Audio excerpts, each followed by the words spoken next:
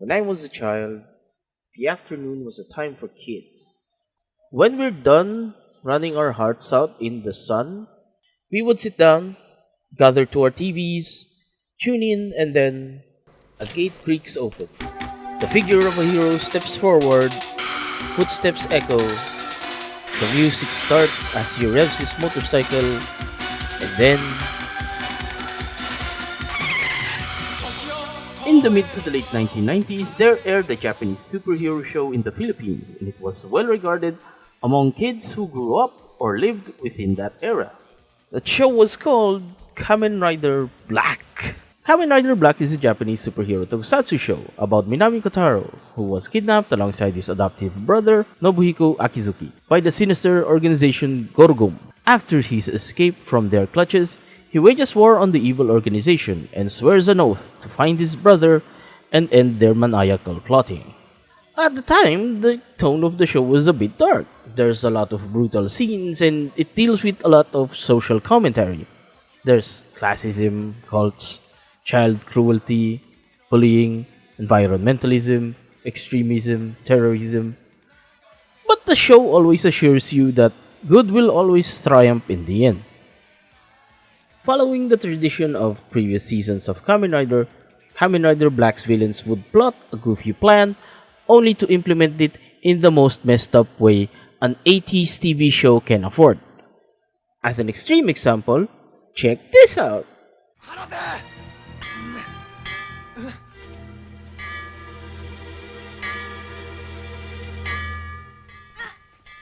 お祈りの時間だ。ヤギ様にお祈りを捧げるんだ。ヤギ様ヤギ様にお祈りを。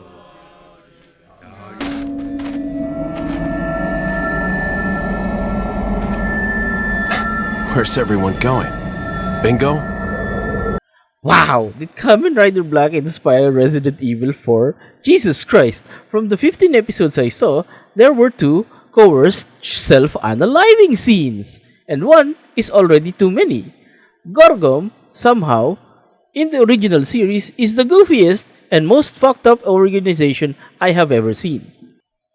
Watching Kamen Rider Black makes me appreciate the heroes win the day kind of stories more nowadays. There's been a lot of deconstructions and adaptations of superheroes with super dark plots where you can't just save the day anymore, and it's kind of an important part of the media.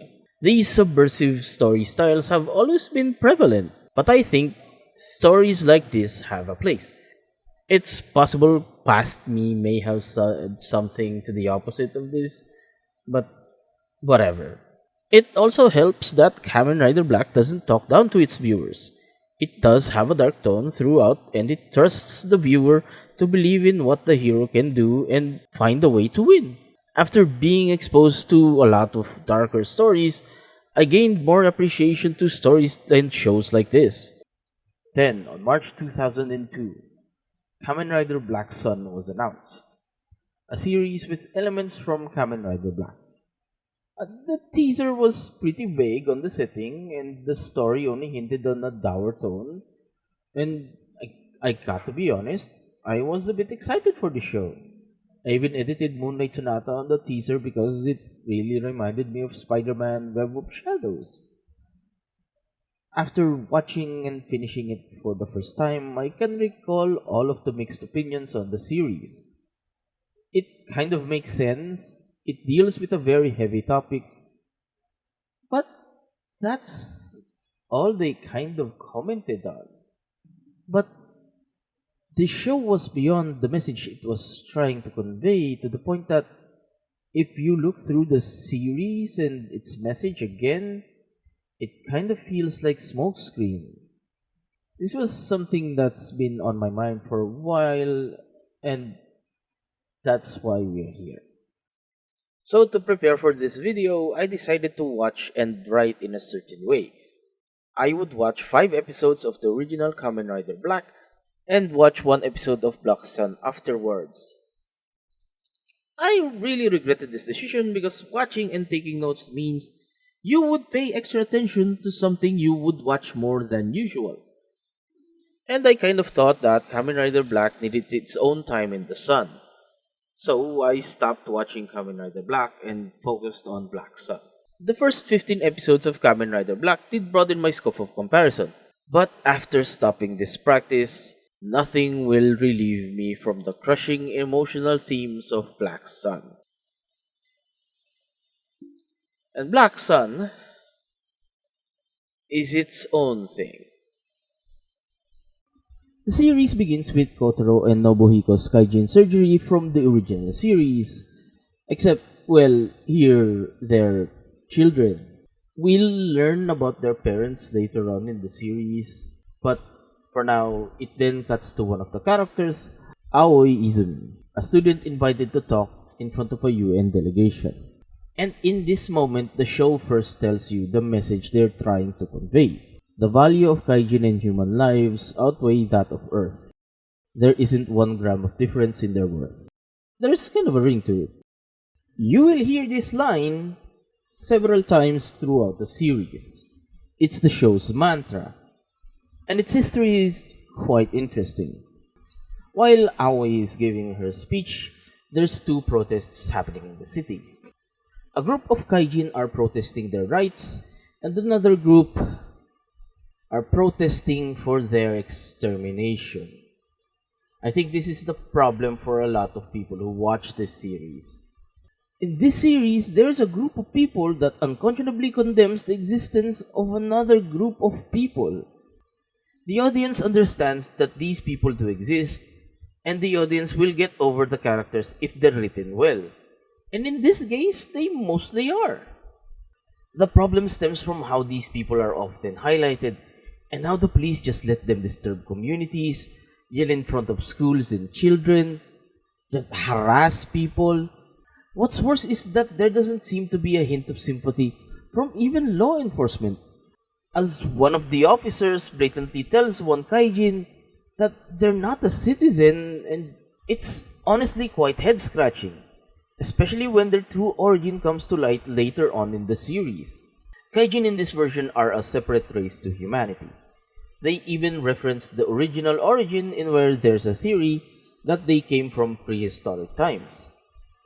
The first episode basically establishes how the Kaijin are treated in modern times.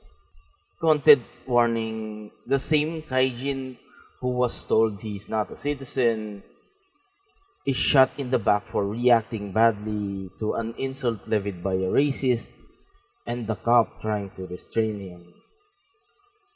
The other Kaijin of course get outraged, and okay, there's this minor character here, Officer Kurokawa, who, fair enough, tries to stop an officer from shooting the Kaijin. But why in the hell did you allow 2 protests to happen anyway? Why didn't you just detain the ones who weren't allowed to protest this day? It's quite a frustrating detail. Anyway, this character has an interesting mini-arc in the series, so I'll place a character analysis section before the final episode summary for major players and some of the interesting small characters. After the botched rally is when we're introduced to this show's version of Minami Kotaro. In this version, he isn't a heroic figure, he's a man taken very low, a hired thug who just drifts across life. After beating a homeless Kaijin with amazing cosmetic effects, he then accepts a hit on Aoi's life. Aoi is then met by Prime Minister Dushnami. You will learn to hate this man throughout the series. We are also introduced to Gorgom and the imprisoned Nobuhiko. After these are then scenes with Aoi and Shinsuke, introduced earlier in the rally. Kurokawa helped them get away after the protest went south, where both are harassed and confronted by racists. This line will be very ironic. Gorgom in the original can be cartoony but fucked up. Gorgom in Black Sun is a political party that fights for the rights of Kaijin in Japan. Throughout the story, you'll learn a lot about its history and its connection to the central figures of the story. We're also introduced to one of the show's central conflicts, the Century King, a giant Kaijin. A creature that is extracted for his fluids that, when mixed with human flesh, creates heaven. The big bad of the original series basically reduced to a milking cow. I'll get into what heaven actually does later on in the video. Gorgom is in terrible need of a new Century King since this one is nearing the end of its lifespan. But to create a new Creation King, they would need the Kingstones. In Gorgom HQ, they review Aoi's speech, and after recognizing it from someone they used to know, they send in a thug to retrieve her. Kotaro then finds Aoi but is unable to harm her when he saw that she has a Kingstone. The Kingstone then reacts to Kotaro, and this reaction is felt by most of the high-level kaijin. Nobuhiko is then freed from his bindings, and he raises his jailer's supply of heaven. And then the dude Gorgom sent to get Aoi stabs Kotaro in the back. Full of good decisions. This won't end well for you. Now, there is a tradition in Kamen Rider. You fight Spider-Man. I don't know why that's a thing, but on the first episode of the original and Black Sun, a Spider Kaijin is their first opponent. He fights for in the original, but that's not the point. Also, oh yeah, this show is gruesome if that previous shooting didn't indicate it. Oh, and Kotaro ends up kidnapping Aoi, probably to question her about the stone, and to his surprise, his brother is in his bus. And that's where episode 1 ends. Nothing much really happens as this is set up for future events in the story. And since I want people to watch and see the show, I will give spoiler warnings now. I'm also going to do a more compressed version of a summary, and I'm going to skip a lot of details. So, please be warned. From episode 2 onwards, the story then splits into two halves. One in the past and the other in the present, 1970s, 60s, 2003, and 2022 respectively. The story overlaps and explains events that happen in the present by showing what happened in the past. It's kind of genius, especially for some of the big reveals later on in the series. The second episode opens with this concept and starts in the 1970s, showing a group that isn't quite Gorgom yet, and we are introduced to Oliver, who waits for Kotaro and Nobuhiko since they're being recruited into the organization. Some time passes, and a plan is made to abduct the Prime Minister's grandson. This was devised so they can negotiate for more rights for Kaijin, since their protests have fallen into deaf ears. But when the negotiation starts, they are met with an unmoved Prime Minister Michinosuke Donami. He offers Darom to form a political party and make Kaijin enlist as soldiers and let the government manage the Creation King. In exchange for the rights they were asking for. He needs votes to get the bill passed, after all. Darom, unable to see any options, accepts the offer. Birugenya, violently protesting to the decision, is held back by Barom and Bishum. He screams in objection, unable to do anything. And this fractures this version of Gorgom into two. Anyway, Kotaro, Nobuhiko, Oliver, Yukari, and Birugenya, who were opposed to Darom's decision, spirit away the grandson, a sword that's not special at all, I promise, and the Creation King. There's a lot I mentioned here that are revealed on later episodes, but I mentioned them to establish the setting and the characters a little better. On present day, Aoi returns home and receives a call from her parents. She then is met by Dick and she asks him about something she overheard from Kotaro and Nobuhiko about continuing their plan from 50 years ago. After leaving, she meets with Shunsuke and we are shown a scene of the first time they met. In Gorgom HQ, the High Priests send out another Kaijin after Kotaro, Anemone. Hearing about Aoi and how Kotaro protected her from Spider-Man, yes, I'll keep calling him Spider-Man, Anemone plans to use Aoi as leverage to kill him. Nobuhiko returns to a warehouse they used before Gorgom had its name and reminisces about the time when Yukari tells Nobuhiko that continuing what they are doing, trying to plead for their rights peacefully, will only end on them getting beaten down further. He's then met with Komori, a former associate from Gorgom, telling him that he's being surveilled by Gorgom. Anemone then ambushes Aoi in her home, killing her guardian and fatally injures Shunsuke. Kotaro arrives but is unable to transform due to Anemone's spores. Nobuhiko also then arrives, giving Shunsuke heaven as Kotaro instructs. Nobuhiko then effortlessly defeats Anemone. And with no one to stay with, Kotaro confides with Aoi and lets her stay on the bus. Well, that was depressing. Now, let's talk about let's talk about a very irritating character, but sadly is very important. The grandson is the prime minister in the present. He's a bastard in the present and a bastard in the past. I'm not going to save his character analysis for later, so I'm going to give it here. He's a racist psychopath who enjoys hurting and killing other people and remorselessly sells kaijin as exotic goods. He's also a spineless coward who abuses everyone who doesn't have the same social standing as him. And in the closing moments of episode 2, we are given an explanation of heaven. Heaven is a substance made from fluids that are extracted from the Creation King and human flesh. It's a blue gelatinous food product that allows kaijin to extend their lifespans indefinitely given they consume it periodically. It also grants increased speed, strength, and the ability to rapidly heal to even grave injuries.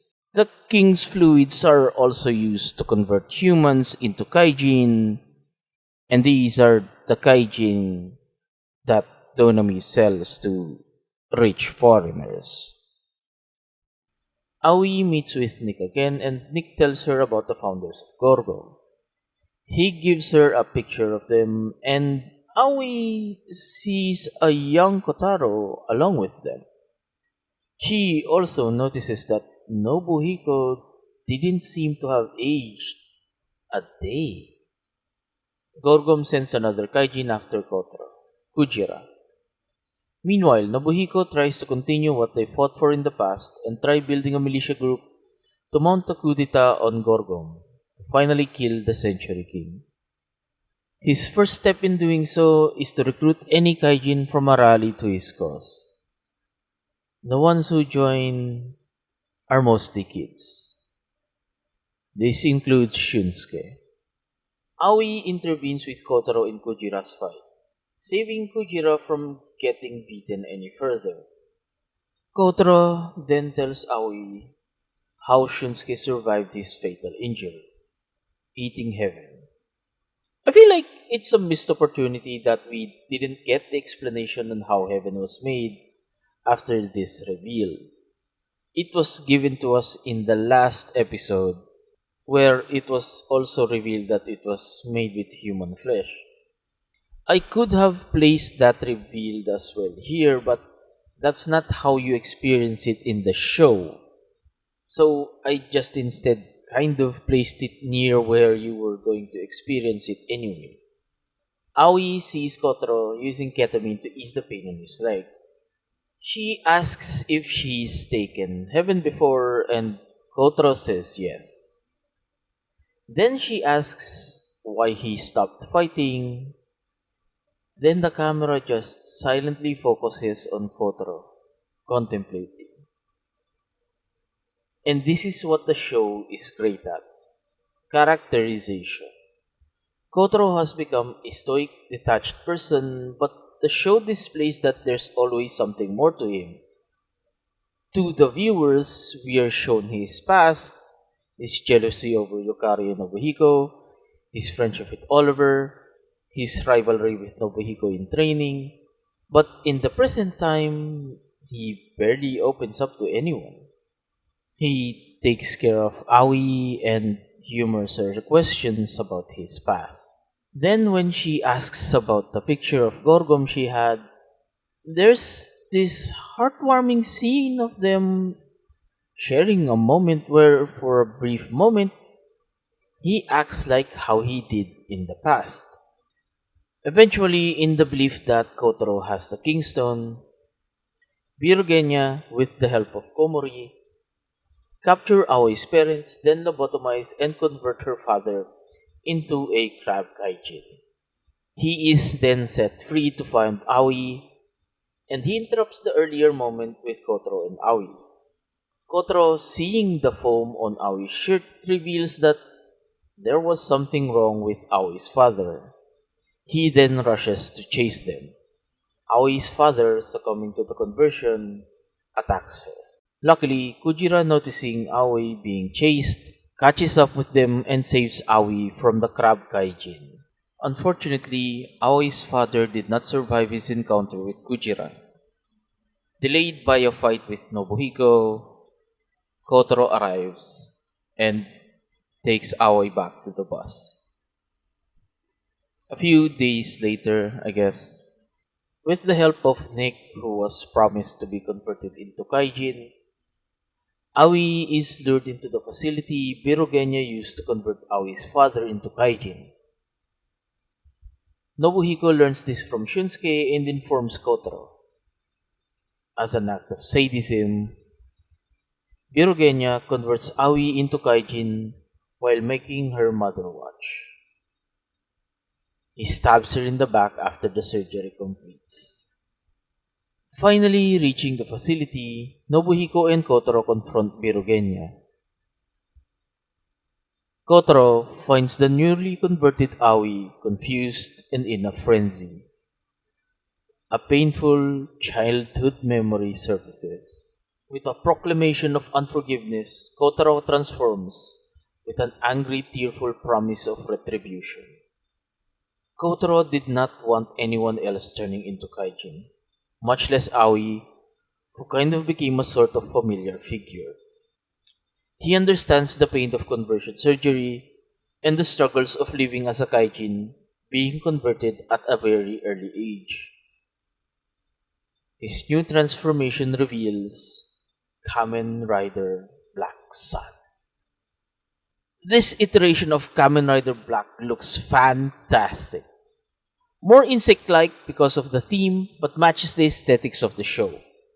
He can also rip out his extra appendage to use as a sword. This transformation grants Kotaro enhanced speed, strength, and enables him to use his driver, the belt, to enhance his attacks. Birugenya gets his ass beat effortlessly. This is the start of the worst set of his days. But Bishum suddenly arrives and is able to capture Aoi, who has the Kingstone in her possession. Militia of kids, Jesus Christ. Kotaro joins Nobuhiko and prepare to mount an assault on Gorgom's headquarters, rescue Aoi, and kill the Creation King. Finding out that they've obtained Kotaro's Kingstone, Gorgom prepares to create a new Creation King after Donomi reveals that he had the other Kingstone all along. Back in the 70s, Komori joins the splintered half of Gorgom and gives them some supplies. In the evening, Yukari tells Kotaro that she needs to talk to him. She meets with Nobuhiko and Kotaro and tells them about her plan to kill the Creation King. They are opposed to this plan and they vehemently object. But she tells them how they don't need to increase anymore and how living the way they are, hiding and moving constantly, is impractical and unsustainable. Meanwhile, back at the camp, the young Donomi convinces Komori to let him go. Sadly, he is convinced, and this enables the young Donomi to run free and overhear the three plot to kill the Creation King. Heading back to the camp to prepare, Yukari runs into Oliver. Oliver within these flashbacks have been nothing but a supportive friend and ally. He picks up Nobuhiko and Kotaro for recruitment, he acts as muscle, he pacifies the young Donomi, and he even cooks for them.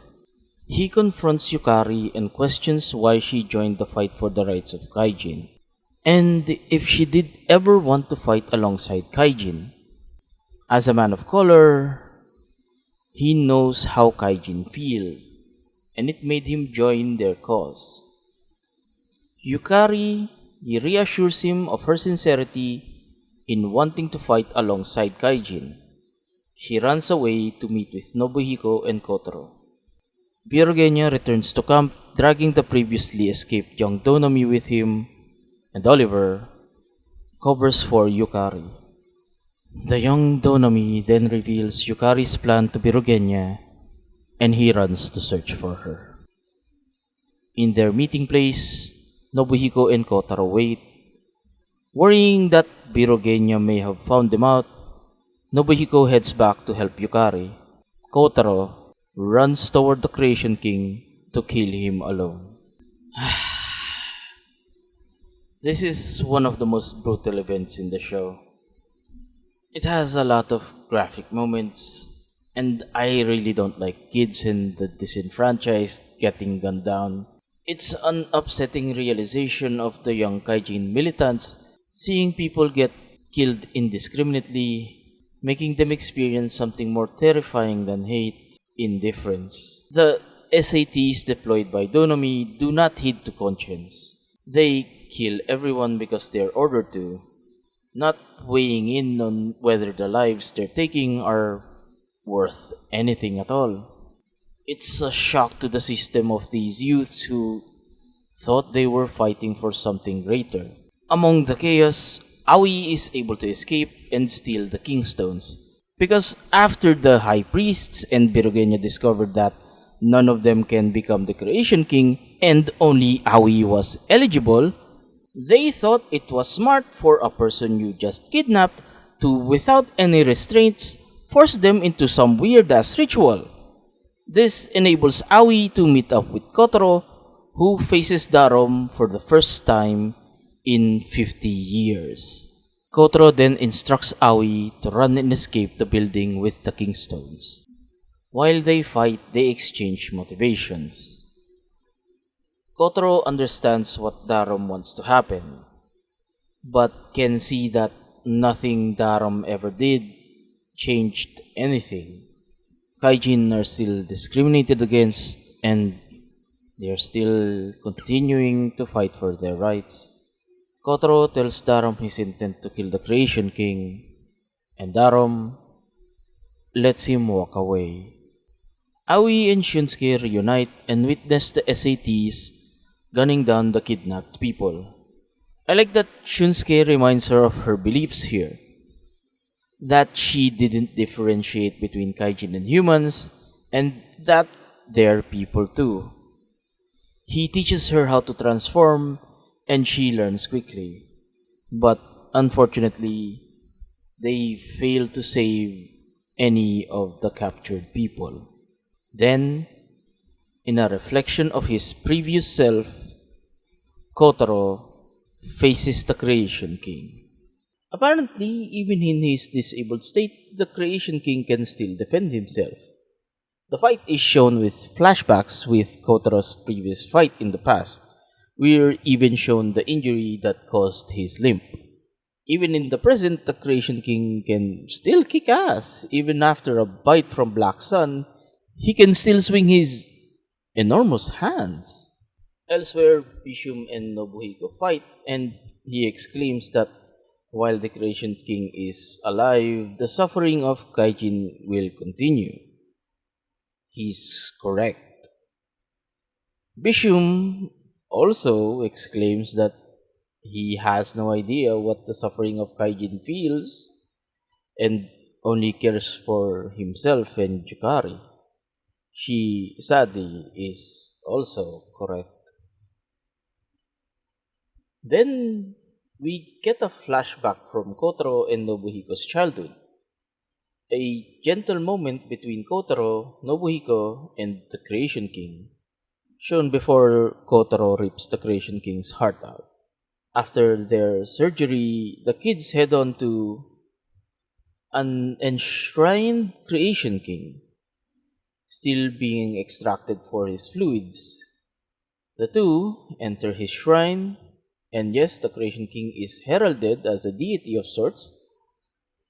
After the two take some of the fluids the king produces, he gently pats them on the head, showing the remainder of the Creation King's humanity. After ripping out the Creation King's heart, the Creation King is able to rip Kotaro's leg. Severely injured, Kotaro tries crawling away. Then, in an insane plot decision, both in the 70s and the present time, Kotaro is saved by Komori. In the 70s, Komori, seeing Yukari being chased down by Birogenia, saves Kotaro by flying him up to a tree, even catching his blood and drinking it to avoid any trace of it being seen. Kotaro, Oliver, and Komori then witness Birogenia murder the helpless Yukari for plotting to kill the Creation King with Kotaro and Nobuhiko. Oliver, seeing Birogenia run away from the body, takes the Kingstones from Yukari's hand, swearing to protect them. Birogenia is then caught by the High Priests, along with Nobuhiko, whom was earlier defeated by Barao. Shunsuke, severely traumatized by the events that happened in the Gorgon building, was able to escape with Aoi. I really love the friendship they displayed. Aoi defends Shunsuke from several acts of discrimination, and Shunsuke physically hurls himself as a human shield to protect her in some moments. Beyond this, they're just two people who enjoy each other's company, and Shunsuke even helps her accept her conversion into Kaijin. Their friendship is honestly pure and honest. Nobuhiko, reaching the Creation King's chamber, sees a Creation King with a severed heart. He is then caught by Donomi and reveals the truth to him, that his grandfather assembled a group of scientists along with Kotaro and Nobuhiko's fathers to create altered humans, Kaijin, as a weapon of war. And that Yukari was a spy planted on Gorgom to steal Kotaro and Nobuhiko's Kingstones. Enraged, he takes out the SATs that were suppressing him and escapes. Aoi arrives in the Kaijin conversion facility, revealed to be the village where Kotaro and Nobuhiko was raised in. Nick and Nomi apologize for what they did, and Aoi forgives them. She then sees Kotaro injured but alive. Hardened by all the loss she's experienced, Aoi is prepared to avenge Kotaro. Nobuhiko, back in the old Gorgom warehouse his mini-army camped in, encounters a survivor. The survivor tells him that he was scared and he couldn't help anyone because he was very scared. Did you know what he did next? Nothing. He even tells the kid not to blame himself and tells him to go home. Nobuhiko then goes to the slum where Shunsuke lives and encounters Shunsuke's parents. They're quite pleasant and welcoming to him. They then encounter an unfortunate sight. After everything Shunsuke has survived, he is killed by a pitiable, ignorant human being. He is killed in public by a racist mob that's been shown throughout the show, and no one did anything. His body found hanging near his home, a victim of a disgusting hate crime. His parents grieve and scream in horror. Rage fills Nobuhiko's heart. The next day, Shunsuke's father rushes to the mob leader to avenge his son, but stops as Nobuhiko, in his Kaijin form, grabs the mob leader's head. Nobuhiko's rage explodes, crushes the mob leader's head in front of his followers, onlookers, and Shunsuke's father. The rageful, sorrowful avenger, Kamen Rider Shadow Moon, is born. In 2002, a couple is invited to Amori Baptist Church. They're met with an older Oliver who informs them that they want to expose the origin of Kaijin. He then hands them one of the kingstones in his possession. Elsewhere, Donomi offers a captured Nobuhiko and Birogenya to become his muscle. Nobuhiko scoffs at the idea, but Birogenya, biting his own tongue, agrees and abandons Nobuhiko alone in his cell. It's then revealed that with Birogenya, Donomi was able to steal the other kingstone from Oliver, whom Birogenya beats down in front of his own son, Nick. Nobuhiko returns to the Gorgon building intending to usurp Darum's leadership, transforming similar to Kotaro's second form and displaying powers similar to the Century King. Nobuhiko successfully becomes the new leader of Gorgon, swearing to create a world only for Kaijin, killing Darum in the process. Birogenya offers his services, but then Nobuhiko remembers Birogenya's time as Donomi's errand boy and all his betrayal, and Nobuhiko beats him down and lets him run. Aoi then returns to Shunsuke's house, and to her shock, a wake is being held for him.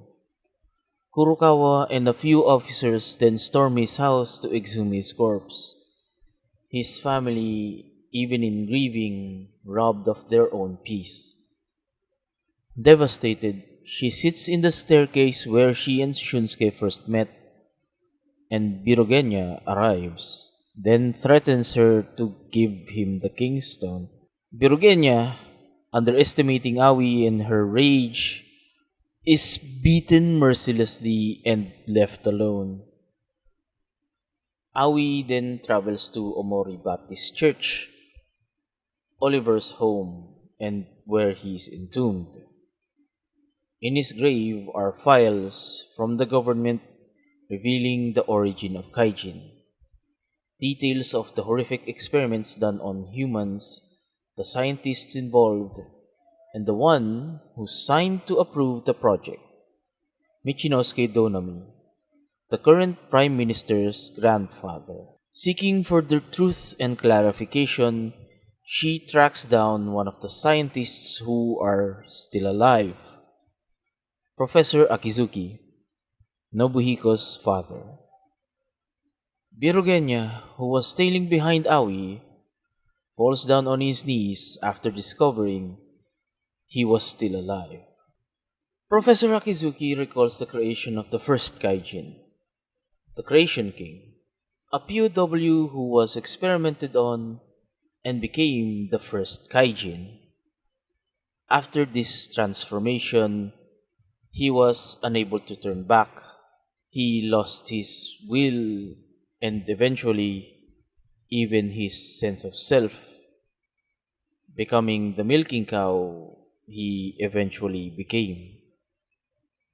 The professor laments his creation and deems it unnecessary. He laments his education and knowledge being used to sow more conflict. That's why they thought it was a good idea to put the kingstones into Kotaro and Nobuhiko. They thought that together they won't fight for the stones and work together to either destroy the Creation King or make a new one. Sadly, this sentiment did not come to pass, and now the two are bitter enemies. Currently fighting for the kingstones left in Kotaro's possession, Nomi, Kujira, Komori, and Kotaro valiantly protect the stones, but due to Kotaro's injury, they were only able to protect one, and Kotaro is now left severely injured.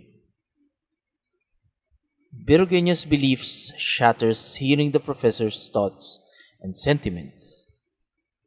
His cruel deeds, now all for a misguided cause. He offers assistance to Aoi. He doesn't react to the fact that Aoi would use Professor Akizuki's story and research to expose the origin of Kaijin to the UN. Before her meeting with the UN, Aoi returns to the laboratory and we see Kotoro's recovery from his wounds. And the first time he would use heaven in 50 years. Wishing to stop Nobuhiko and carry the will of his past self, he takes heaven and undergoes a painful regeneration process. Unable to bear seeing Kotoro's life away, Aoi draws a new mark on Black Sun's chest and returns to Kotoro's bus to begin her contact with the UN. Oh, hey, Kotoro's helmet has the English lyrics to Kamen Rider Black's opening theme. This isn't foreshadowing anything at all. Aoi's meeting with the UN delegation begins, and she exposes the origin of Kaijin, with a video extracted from Birogenia along with the files Oliver collected. The reaction of the foreign actors are kind of bad, to be honest. It kind of takes you out of the experience. Then a squad of SATs arrive along with a group of police officers. They move in to gun down Aoi under the orders of Donami. You know, politically, if she gets gunned down while her meeting is happening, that would turn her into a martyr for the Kaijin cause, and wouldn't that be terrible for Japan? Donami is kind of a greedy moron. The group of officers tagging along with the SATs include none other than Officer Kurokawa. He was there for the protests and now he is here to assist in basically assassinating Aoi. Birogenia then fiercely fight to protect Aoi from the SATs and the officers, giving his life, his final deed, to protect the person who he previously tortured. I like how Birogenia mirrors Kurokawa in this episode. One does so many wrong but realizes what he's done. The other thinks he did not do anything wrong at all and ironically does so many horrible things and keeps doing horrible things. Birugenia loses his consciousness standing upright, fighting for someone who believes in something. He passes away in peace. The episode then ends with Kotaro, Kamen Rider Black Sun, standing with a new symbol burned on his chest, a symbol that promises to end the conflict. Whew, that was a ride. Before I narrate the summary of the final episode, I just need to discuss the characters in the series.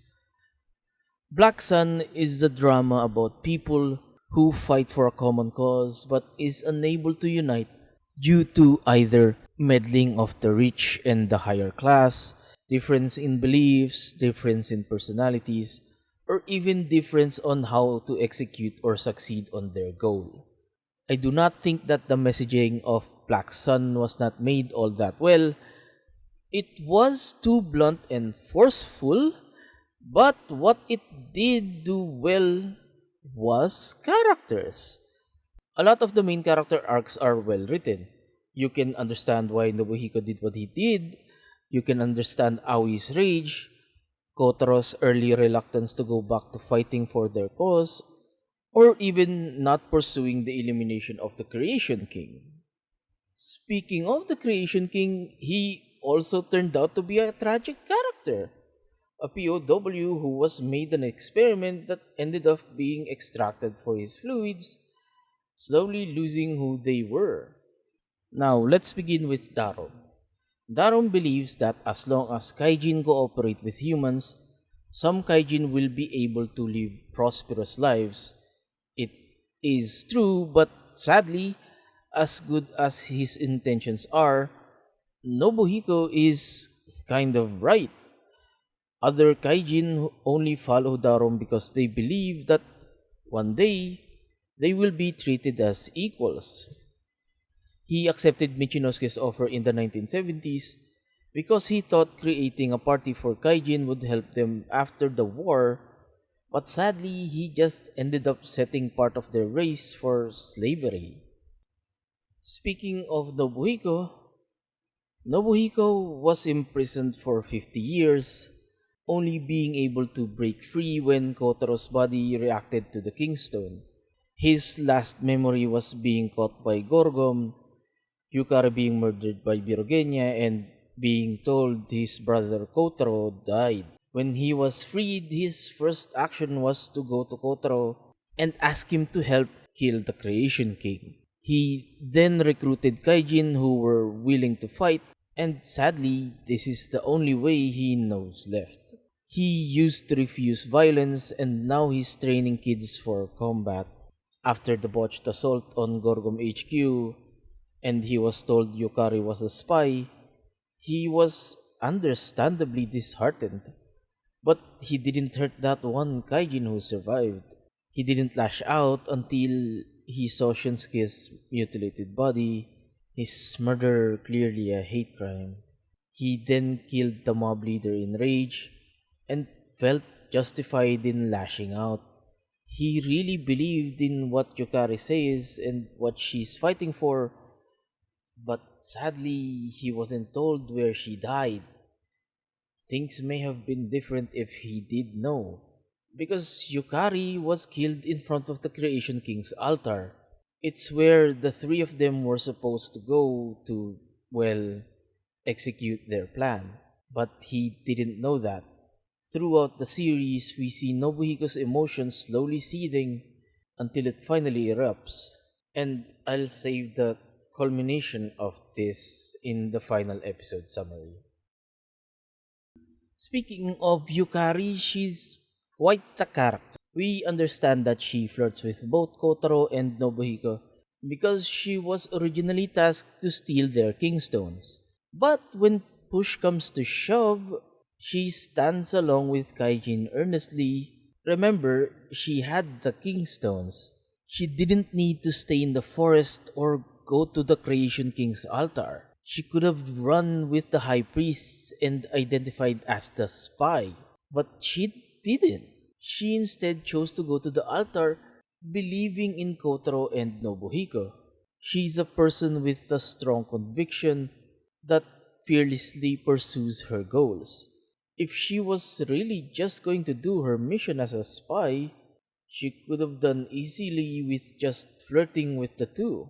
She didn't need to go as far as to suggest the kidnapping of the Prime Minister's grandson. Given that could have been also an arrangement made by Michinosuke Donami, maybe his family is just fucked up that way. But I don't think she really did need to go that far. Now let's talk about Shunsuke.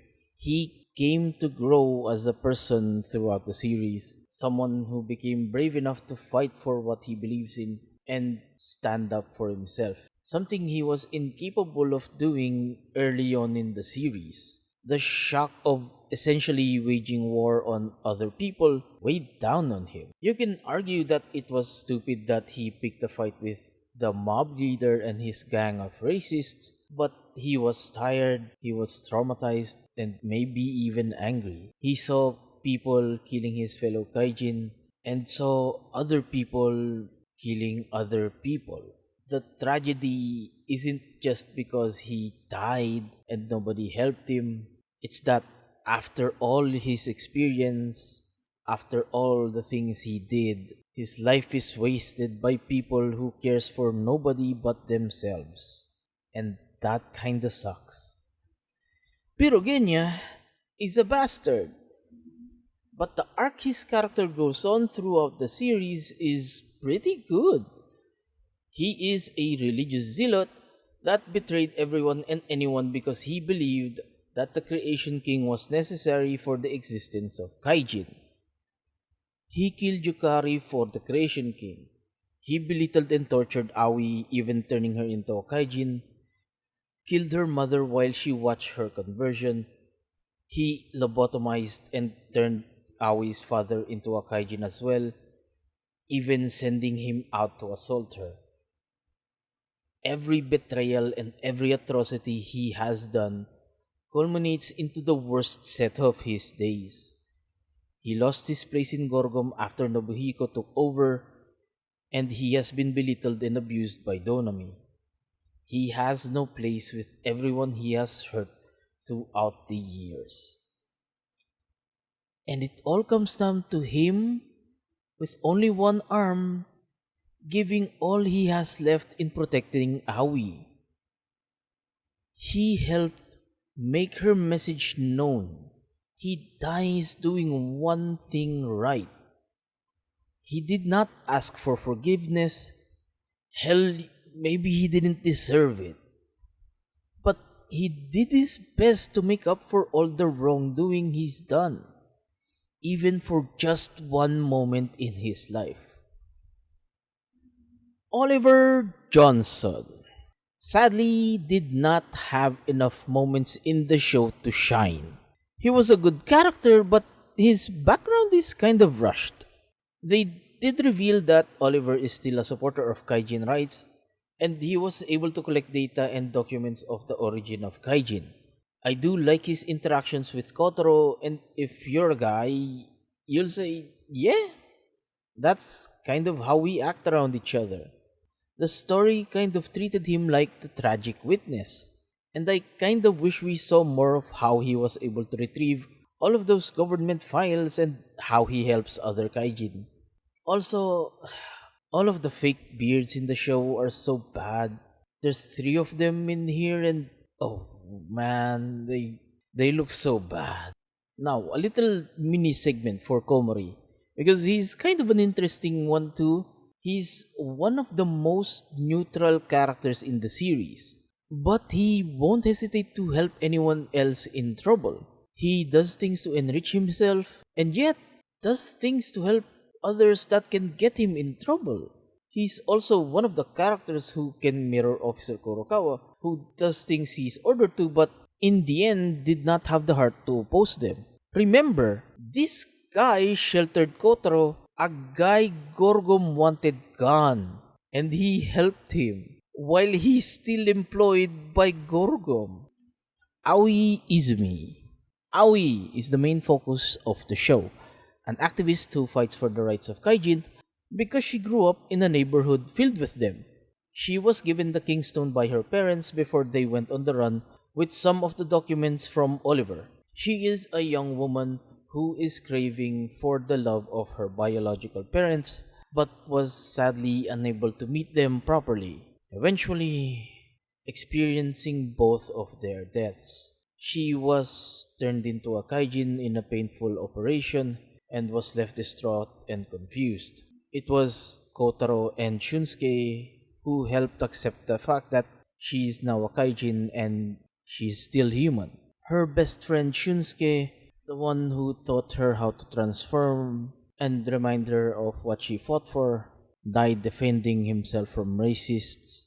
This woman has experienced tragedy over tragedy over tragedy. After meeting Kotaro, at first she was more curious that he had a connection with the founders of Gorgom, but eventually became her father figure. After being given a key from her mother, she was led to the church where Oliver lived and was led to the files that she used to expose the origin of Kaijin to the world. Unfortunately, she was unable to stop Kotaro to prepare for his fight for Nobuhiko. Same as Nobuhiko, I'll get to the culmination of her and Kotaro's character later. Now, last character for this section, Minami Kotaro, Kamen Rider Black Sun. Started as an earnest young man searching for a cause to fight for, he was wounded and traumatized watching Yukari die in the hands of Birogenia. Became a thug, hiding from everything and everyone he knows. Meeting Aoi gave back direction to his life, acting like another father figure. He even taught her some self-defense moves. He was a bitter man, even insulting Nobuhiko for being too weak to protect Yukari when he knew he wasn't able to. He killed the Creation King because I think he understood what Yukari wanted to happen. Without the Creation King, there will be no heaven that gives further enhancement to Kaijin, and they would be able to live as normal humans would. He now stands prepared to fight against his brother, who's now angrily lashing out at the world. On to the final episode of the show. A gate creaks open. A figure of a hero steps forward. Footsteps echo. The music starts as he revs his motorcycle, and then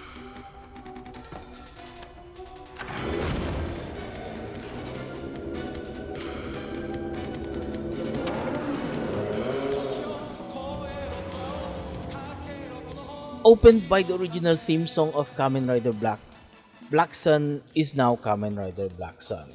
His conviction tempered to stop Nobuhiko from waging war on humanity. I am of two minds with this opening sequence. On the other hand, it does look amazing. On the other, it doesn't suit the tone of the show at all. Even though it does symbolize Kotaro's blazing conviction and determination to stop his brother, it doesn't really do anything other than pay homage to the original and serve as some fan service. It's not bad, but when he enters the empty Gorgon building, the main theme of Black Sun plays, preparing us for the true events that are about to take place.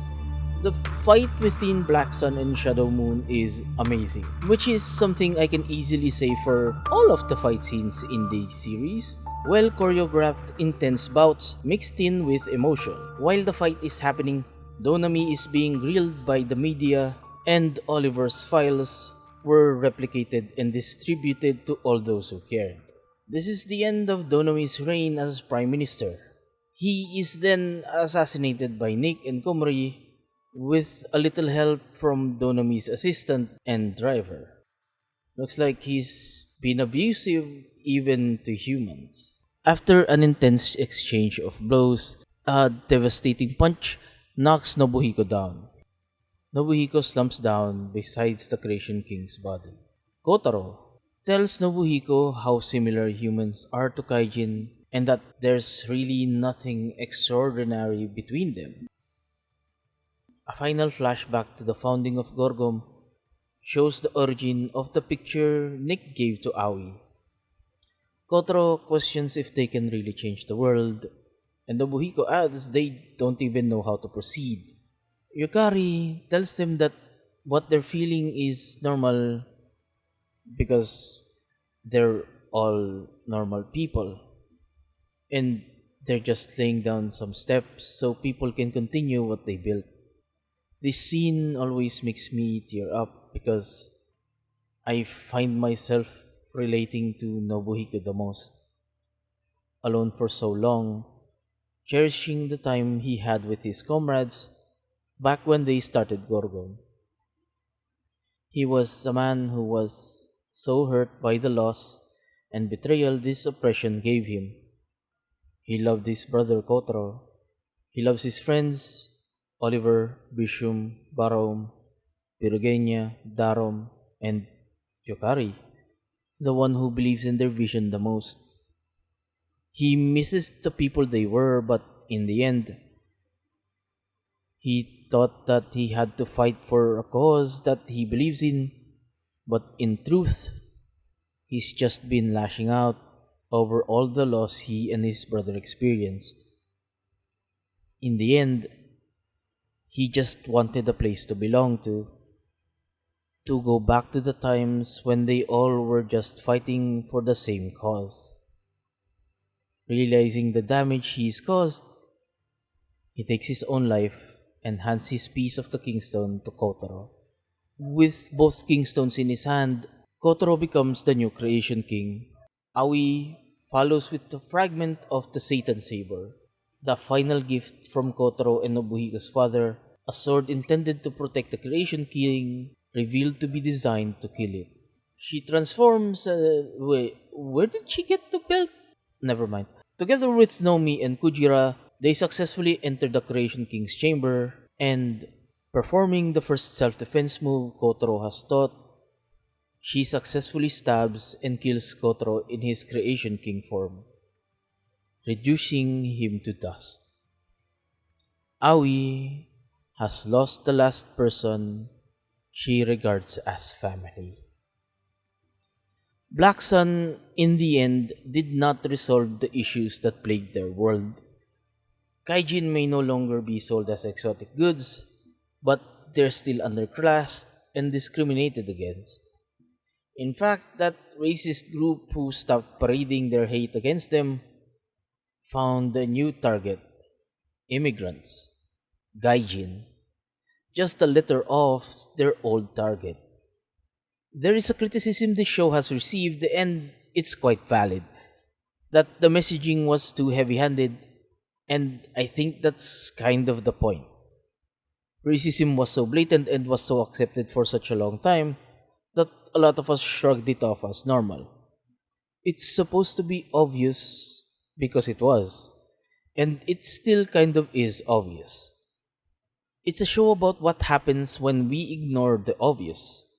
Aoi drew Black Sun's symbol, one half of the infinity with a red dot, denoting that their cycle would end. But ironically, it looks like they're well into making a new cycle of fighting. It's the same for Bishum, who is now in the same position as Daron. It's an utterly bleak view of the best of humanity winning a small hope, yet the worst of us still thrive after the battle. It's a mirror of the world we live in. Minor victories won, and yet the problem still stands. Those people who turn their back on violence, and the ones disillusioned with their views now turning to violence in desperation. This bleak ending only foreshadowed by a line in the second episode. We go back to Yukari's words in a terrifying foreshadowing of Shunsuke's fate. Appeal for a way to solve things in a peaceful manner, but you already know that doing so will only get you beaten up and pushed to the ground. In the end, you'll be found as an anonymous dead body. I really do not like the back end of the final episode of Black Sun, where Aoi trains a bunch of orphans for extremism.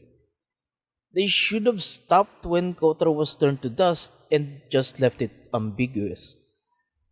There's even this very sad quote from Minami Terada's character saying, "We'll have to leave things unanswered and move on. Don't worry, it'll be old news in no time." And this is the ending the show chooses. I do believe that a better world can exist for these people. Small hints of kindness become the show's highlights for me. Shunsuke teaching Aoi how to transform, her defending him from racists, Oliver and Kotaro's friendship, Kumuri risking life and limb to save people who are against his employers. A small act of human decency could have gone a long way for these people. The true core of the show is how, in a bleak world, there are still people who are willing to be good, and that, even after getting beaten down, a few of them keep living, fighting for a place in the world that cruelly rejects them.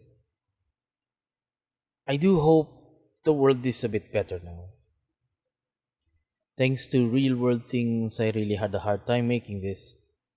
Like and sub can go a long way. Thanks for getting to the end of this.